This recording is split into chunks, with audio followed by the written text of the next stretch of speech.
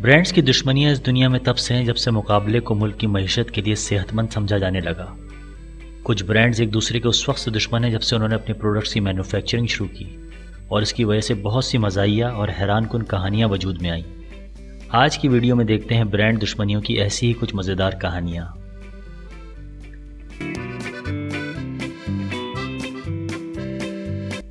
दो इटालियंस के बीच ये जंग 1960 में शुरू हुई।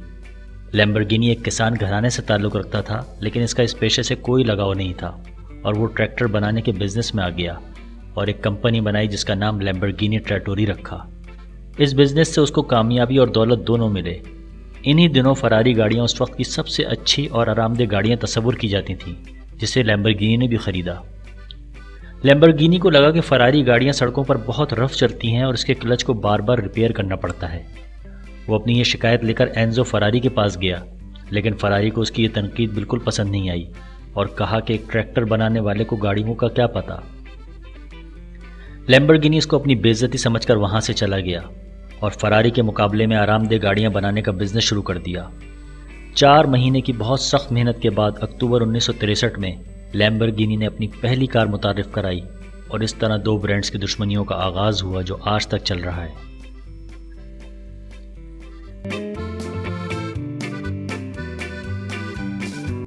अक्सर लोगों को ये बात नहीं पता होगी कि एडिडास और पूमा के मालिक आपस में भाई हैं। एक मोची घराने में पैदा हुए एडोल्फ और रुडोल्फ हमेशा से एक दूसरे से नफरत नहीं करते थे, बल्कि वो तो अपनी फैमिली की शू फैक्ट्री टेस्लर ब्रदर्स पर एक साथ काम करते थे। लेकिन वहाँ के मुकामी लोगों के मुताबिक इन दोनों भाइयों की शादी के बाद से इनमें लड़ाइयाँ शुरू हो गई। रुडोल्फ कुछ अरसे के लिए अमेरिकन प्रिजनर वॉर कैंप में चला गया और रुडोल्फ अपनी फैमिली बिजनेस को अकेला संभालने लगा। 1948 में जब रुडोल्फ वापस आया तो अपनी कंपनी शुरू की जिसे हम आज पूमा के नाम से जानते हैं। यूं दो भाइयों की लड़ाई पूरी ब्रांड दुश्मनी में बदल गई जो आज तक चल रही है।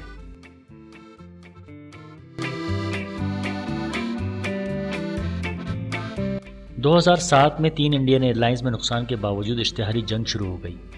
जेट एयर्स ने एक बिलबोर्ड मुंबई शहर में लगाया जिस पर लिखा था हम बदल गए हैं।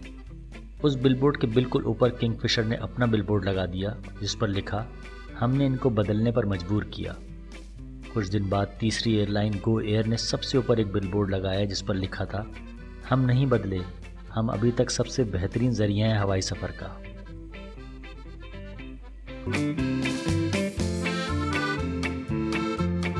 नाइकी और एडिडास जो कि दुनिया की 2 मशहूर शू ब्रांड्स हैं, 1967 में इनकी एक बार लड़ाई जूते का नाम रखने पर भी हो चुकी है। किस्सा कुछ यूं है कि नाइकी अपने पहले जूते का नाम एस्टेक रखना चाहता था, लेकिन इसके लीगल राइट्स एडिडास के पास थे और उन्होंने नाइकी को मुकदमा करने की धमकी दे दी। नाइकी ने बहुत चालाकी दिखाई और हिस्ट्री से एक ऐसा नाम ढूंढ निकाला जिसने एस्टेक जो कि एक एम्पायर थी उसको शिकस्त दी और फाते ग्रुप के रहनुमा का नाम कोर्टेस था। यूं नाइकी ने अपने पहले जूते का नाम कोर्टेस रखा।